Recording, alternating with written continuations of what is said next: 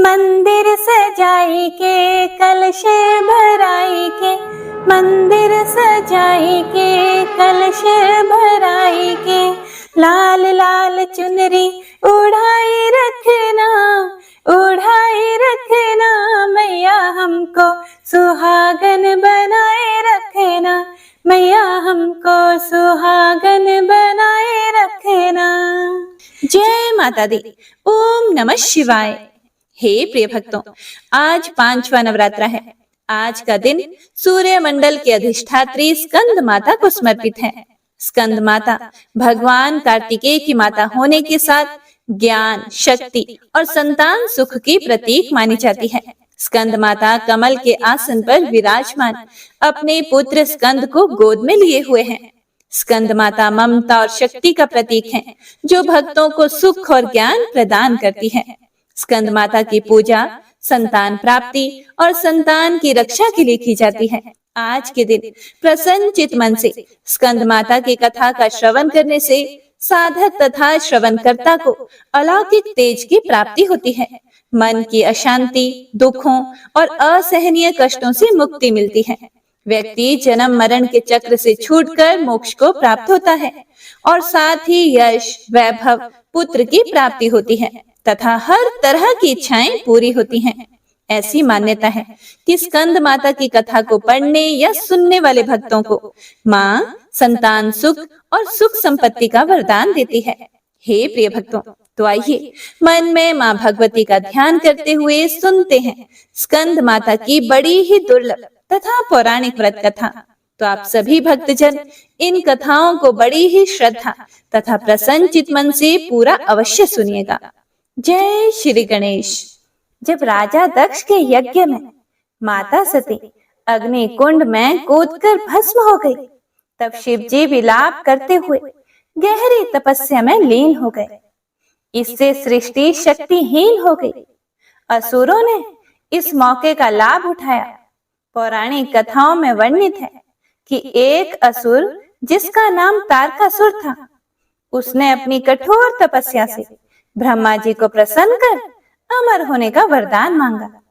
तब ब्रह्मा जी ने कहा कि हे तारकासुर, इस धरती पर जिसका जन्म हुआ है उसका मरना निश्चित है। कोई भी अमर नहीं हो सकता। तुम कोई और वरदान मांगो।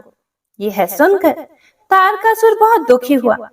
कुछ देर सोचने के बाद तारकासुर कुटिल मुस्कान के साथ कहने लगा कि हे भगवान, मुझे यह वरदान दीजिए कि मेरी मृत्यु भगवान शिव के पुत्र के हाथों हो। ब्रह्मा जी ने कहा तथास्तु और अंतर ध्यान हो गए। तारकासुर ने सोचा कि भगवान शिव तो माता सती के वियोग में अनादि काल तक तपस्या में लीन रहेंगे और माता सती का स्थान भगवान शंकर किसी और को नहीं देंगे, इसीलिए वे तो अब विवाह करेंगे ही नहीं और उसकी मृत्यु जो कि शंकर भगवान के पुत्र के हाथों होनी है, बिना शिव जी के विवाह किए उनका जन्म लेना भी असंभव है। हे प्रिय भक्तों, अब देखिए, एक प्रकार से तारकासुर स्वयं को अमर ही समझ बैठा था। वह बहुत ही शक्तिशाली और क्रूर हो गया था।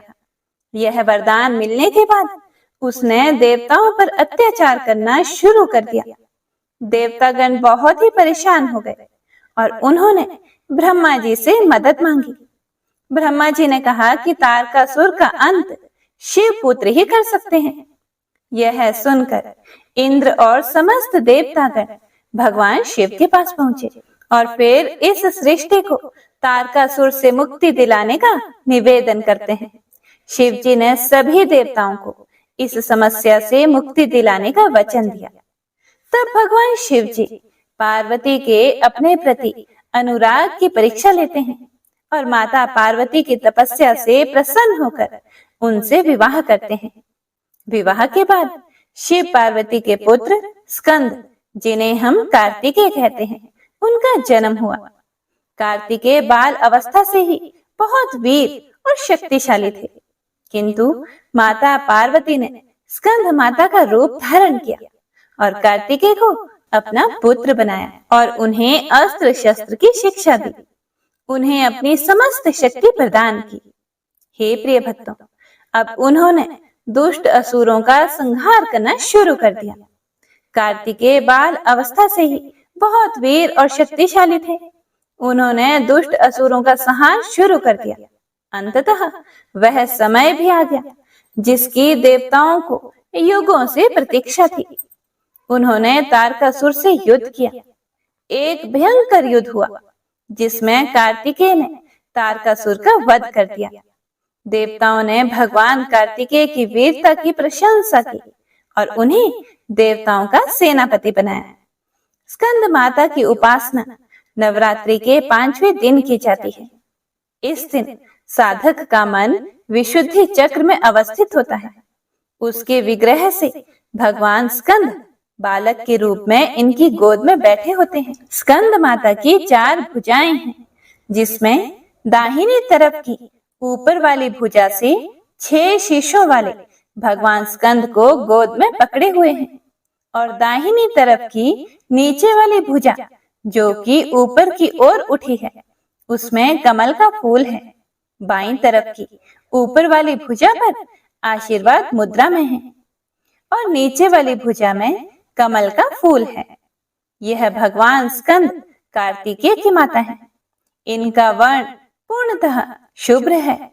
ये कमल के आसन पर विराजमान है। इनका वाहन सिंह है।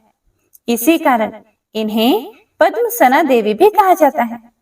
स्कंद माता सूर्य मंडल की अधिष्ठात्री देवी है। इनका उपासक अलौकिक तेज और कांति से युक्त होता है। उनके पास एक अलौकिक प्रभा मंडल अदृश्य भाव से सदा बना रहता है, जो उनकी रक्षा करता है। नवरात्रि पूजन के 5वें दिन का शास्त्रों में पुष्कल महत्व बताया गया है। इस चक्र में अवस्थित रहने वाले साधक की समस्त बाह्य क्रियाएं एवं चित्त वृत्तियों का लोप हो जाता है। वह विशुद्ध चैतन्य रूप की ओर अग्रसर होता है। उसका मन समस्त लौकिक सांसारिक माया बंधनों से विमुक्त होकर पद्मसना माता स्कंद माता के स्वरूप में पूर्णतः विलीन होता है। इस समय साधक को पूर्ण सावधानी के साथ उपासना की ओर अग्रसर होना चाहिए। उसे अपना सारा ध्यान स्कंद माता के रूप में एकाग्र चित्त रखते हुए पूजा विधान आदि करना चाहिए। स्कंद माता की उपासना से भक्त की सभी इच्छाएं पूर्ण होती हैं। इस मृत्यु लोक में ही उसे परम शांति और सुख का अनुभव होता है। उसके लिए मोक्ष का द्वार स्वयं ही सुलभ हो जाता है। इनकी उपासना से बाल स्वरूप स्कंद भगवान की उपासना भी स्वतः ही हो जाती है। यह विशेषता केवल इन्हीं को प्राप्त है। हे प्रिय भक्तों, स्कंद माता की उपासना करने से मन पवित्र होता है और मोक्ष का मार्ग सुलभ होता है। भव सागर के दुखों से मुक्ति पाने के लिए इनकी उपासना से अच्छा उपाय दूसरा कोई नहीं है। स्कंद माता की उपासना से भक्त को मन की शांति और सुख की प्राप्ति होती है। वे अपने सभी दुखों और कष्टों से मुक्त हो जाते हैं। इनकी उपासना से भक्त को मोक्ष की प्राप्ति होती है और वे इस जन्म मरण के चक्र से मुक्त हो जाते हैं और परम आनंद को प्राप्त करते हैं।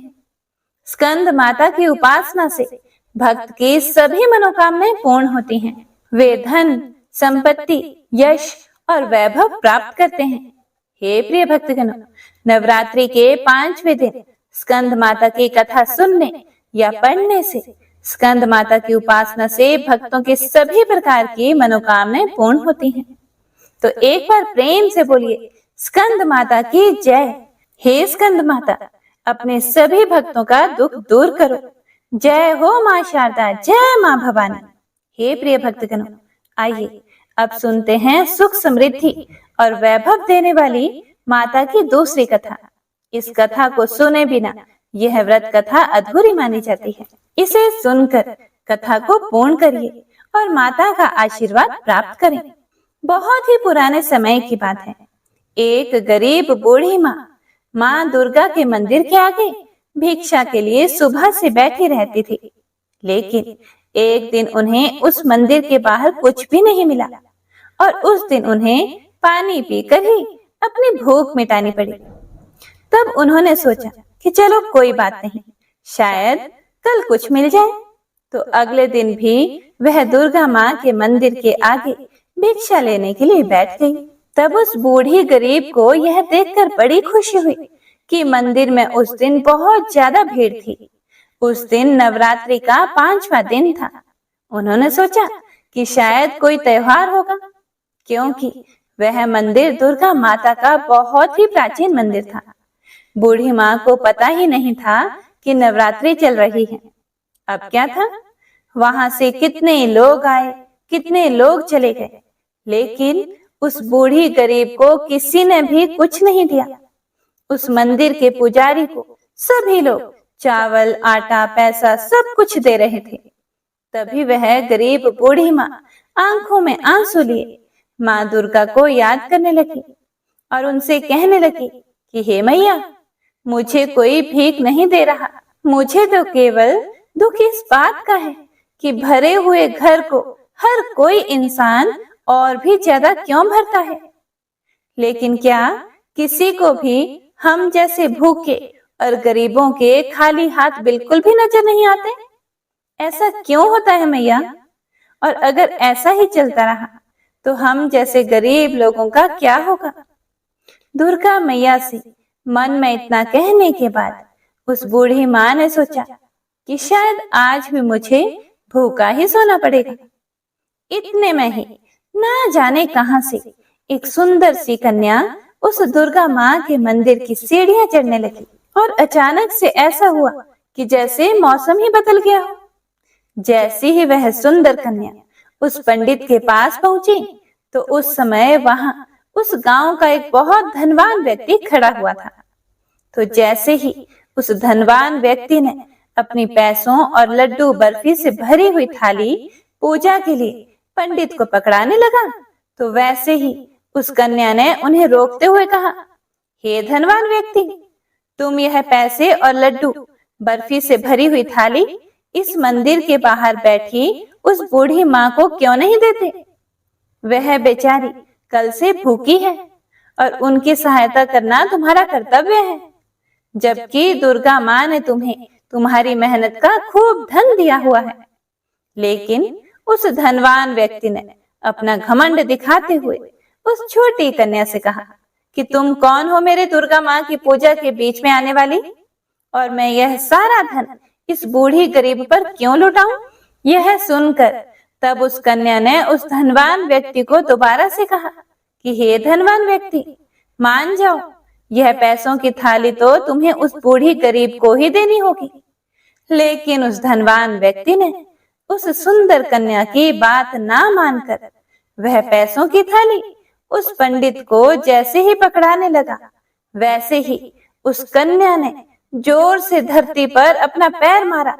जैसे ही पैर मारा वैसे ही पूरी धरती ही हिलने लगी और अचानक वो धनवान व्यक्ति सीढ़ियों से लुढ़कता हुआ उसी बूढ़ी माँ के पैरों में आकर गिरा, जिससे वह धनवान व्यक्ति पैसों की थाली देने से मना कर रहा था।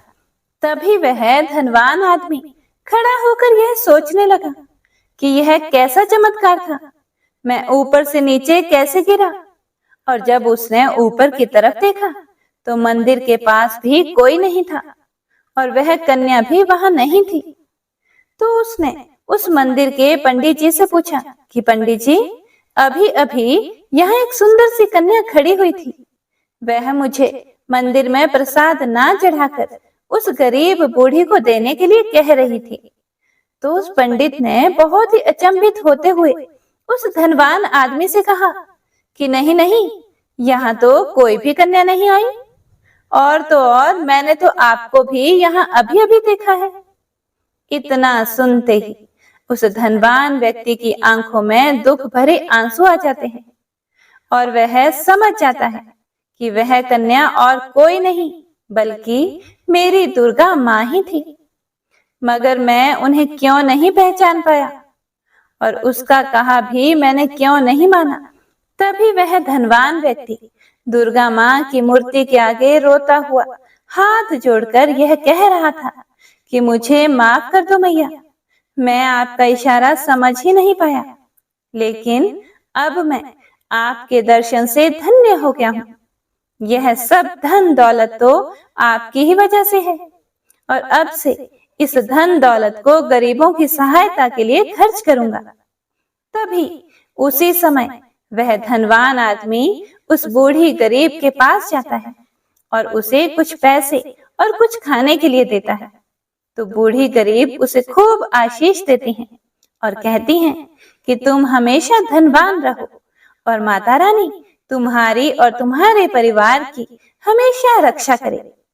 ऐसे आशीर्वाद से उस धनवान आदमी को बहुत खुशी मिली और तभी से उस धनवान आदमी को कोई भी गरीब मिलता तो उसकी मदद जरूर करता था।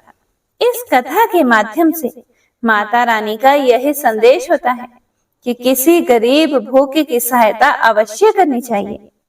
अन्नदान महादान। अन्नदान करने से व्यक्ति को इहलोक और परलोक दोनों का सुख प्राप्त होता है। हे माता रानी, कथा को सुनने वाले, सुनाने वाले और हुंकारा भरने वाले सभी के भंडारे भरे रखना। तो प्रेम से बोलिए दुर्गा माता की जय, स्कंद माता की जय, हर हर महादेव। हे प्रिय भक्तगणों, नवरात्रि व्रत कथा के अनुसार बृहस्पति जी बोले कि हे ब्रह्मा जी, आप तो अत्यंत ही बुद्धिमान, सर्वशास्त्र और चारों वेदों को जानने वालों में श्रेष्ठ हो। हे प्रभु, कृपया करके मेरा वचन सुनो। चैत्र, अश्विन, माघ और आषाढ़ मास के शुक्ल पक्ष में नवरात्रों का व्रत और उत्सव क्यों मनाया जाता है?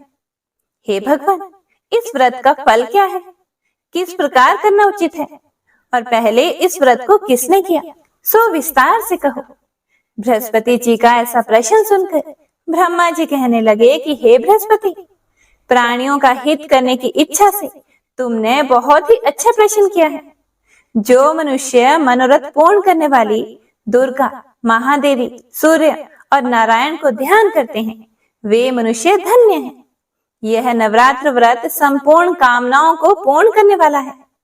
इसके करने से पुत्र चाहने वाले को पुत्र, धन चाहने वाले को धन, विद्या चाहने वाले को विद्या और सुख चाहने वाले को सुख मिलता है। इस व्रत को करने से रोगी मनुष्य का रोग दूर हो जाता है और कारागार में पड़ा हुआ मनुष्य बंधन से छूट जाता है।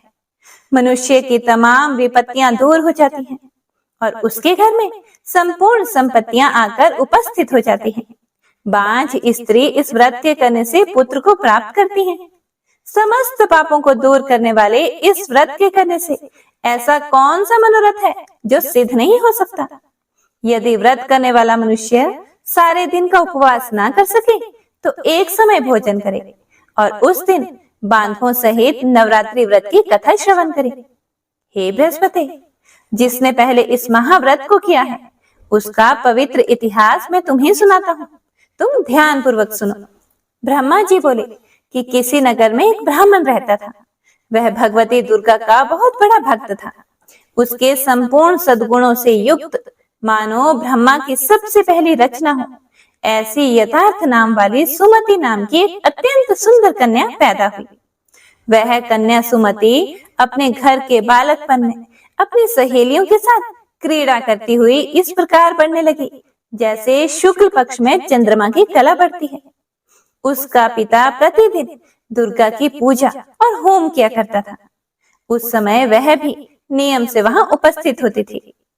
एक दिन वह सुमति अपनी सखियों के साथ खेलने लग गई और भगवती के पूजन में उपस्थित नहीं हो सकी। उसके पिता को पुत्री की ऐसी असावधानी देखकर बहुत क्रोध आया और पुत्री से कहने लगा कि हे दुष्ट पुत्री, आज प्रभात से तुमने भगवती का पूजन नहीं किया, इस कारण मैं किसी कोढ़ी और दरिद्र मनुष्य के साथ तेरा विवाह करूंगा। इस प्रकार कुपित पिता के वचन सुनकर सुमति को बड़ा दुख हुआ और पिता से कहने लगी कि हे पिताजी, मैं तो आपकी कन्या हूँ, मैं आपके सब तरह से अधीन हूँ। जैसी आपकी इच्छा हो मेरा विवाह कर सकते हो। होगा तो वही जो मेरे भाग्य में लिखा होगा। मेरा तो इस पर पूर्ण विश्वास है। हे प्रिय भक्तों, मनुष्य ना जाने कितने मनोरथों को चिंतन करता है, पर होता वही है जो भाग्य में विधाता ने लिखा होता है।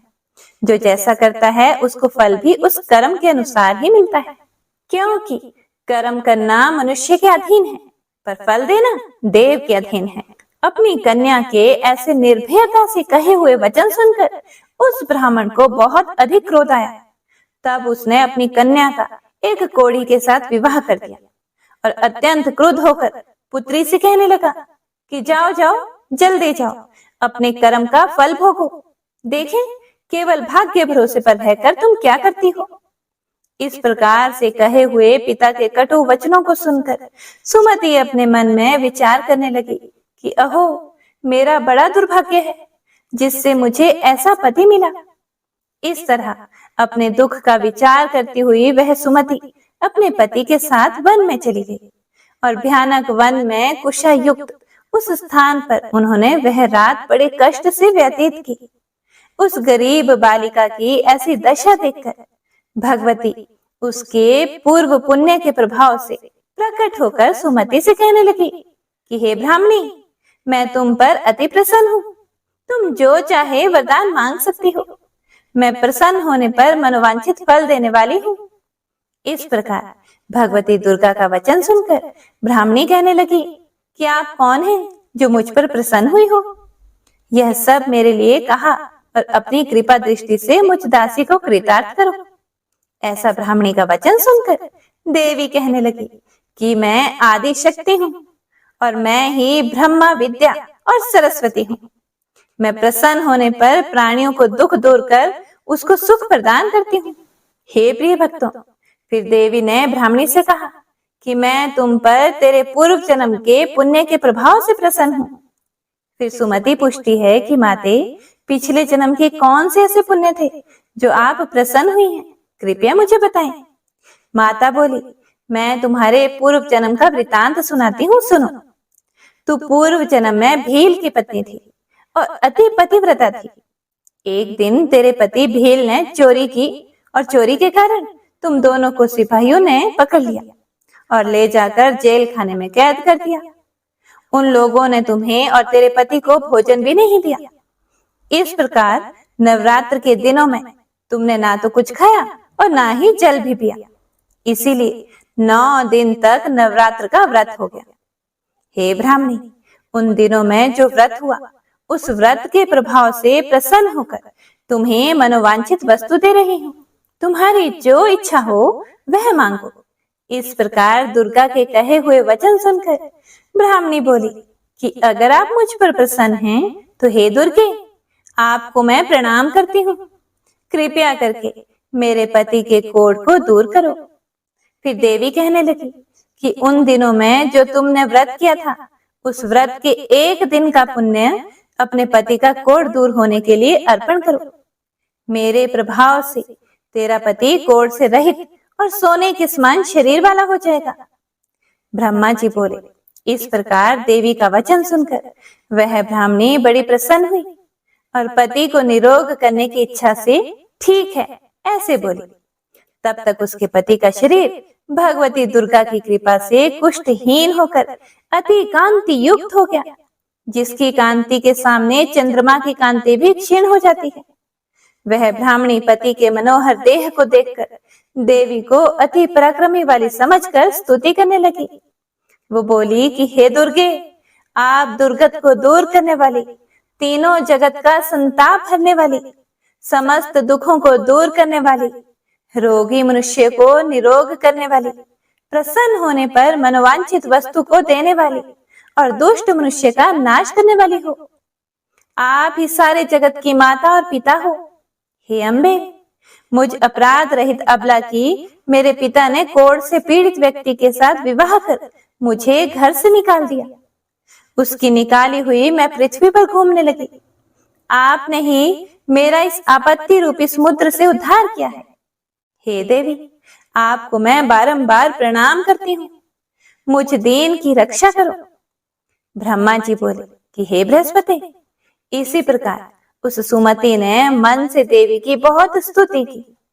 उससे की हुई स्तुति सुनकर देवी को बहुत संतोष हुआ और ब्राह्मणी से कहने लगी, हे ब्राह्मणी, तुम्हारे उदयन नाम का एक अति बुद्धिमान, धनवान, कीर्तिवान और जितेंद्रिय पुत्र शीघ्र ही होगा।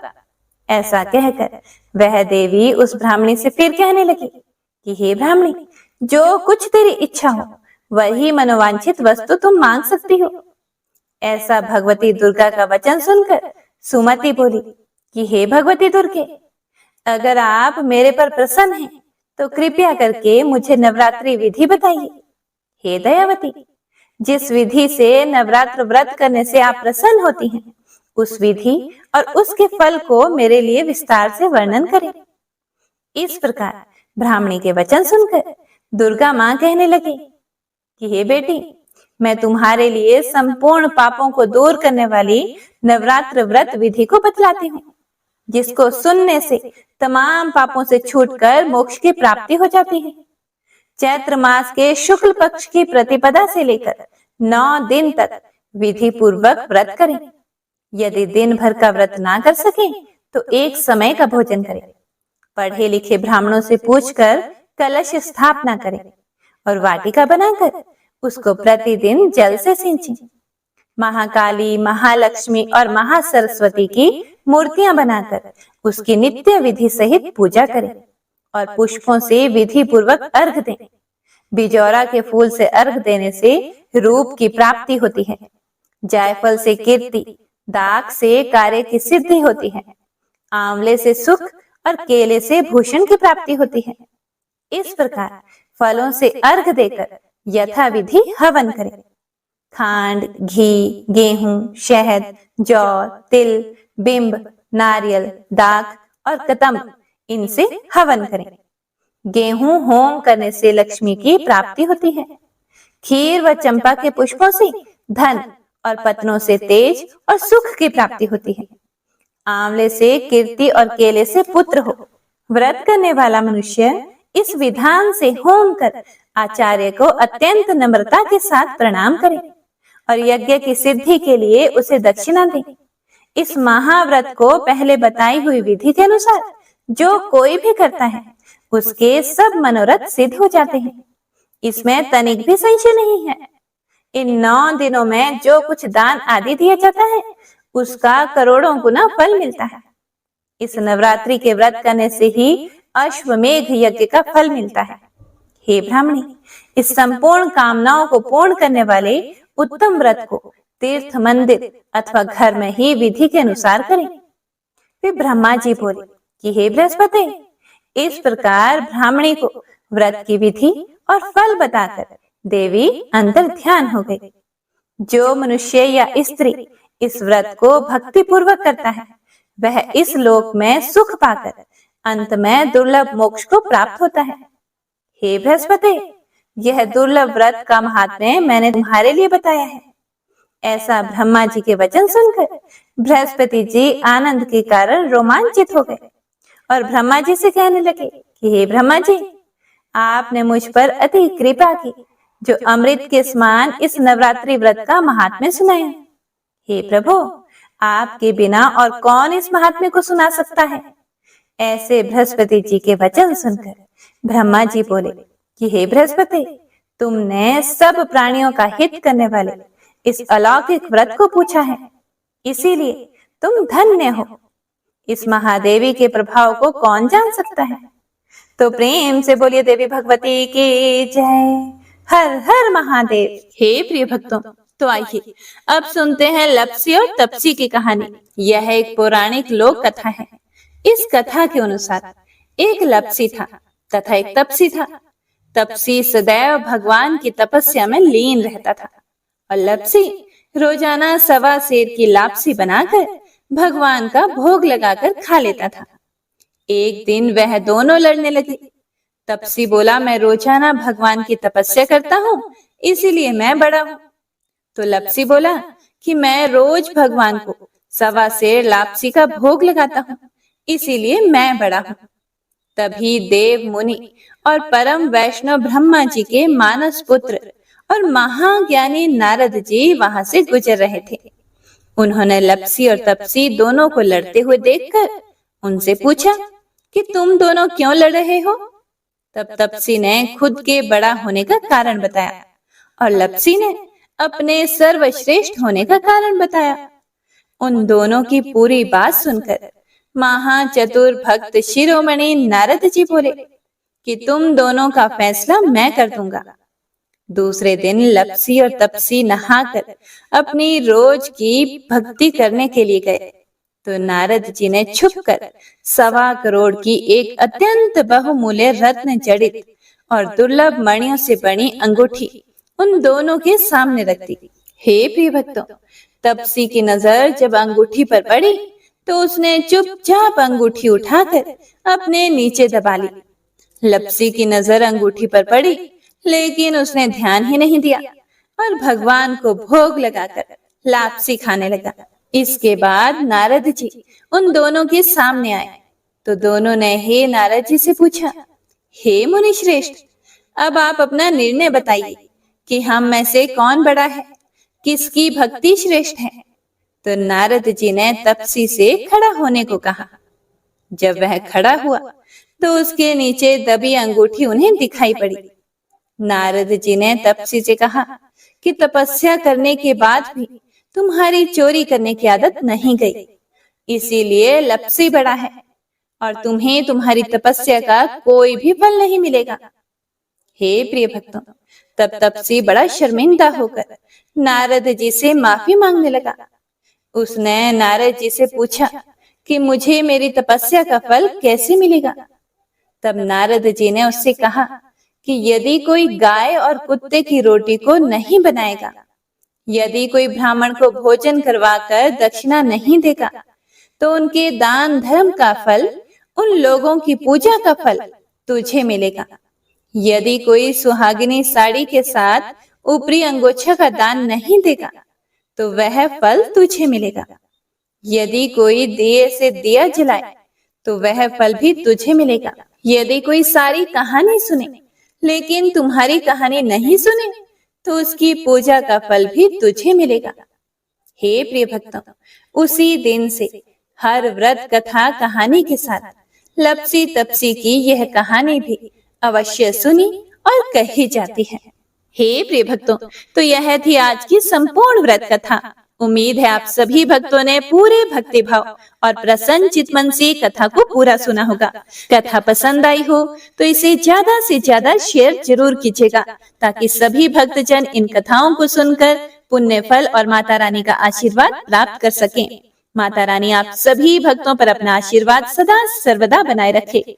तो मिलते हैं अगली कथा के साथ। तो एक बार सभी भक्तजन प्रेम से बोलिए, स्कंद माता की जय।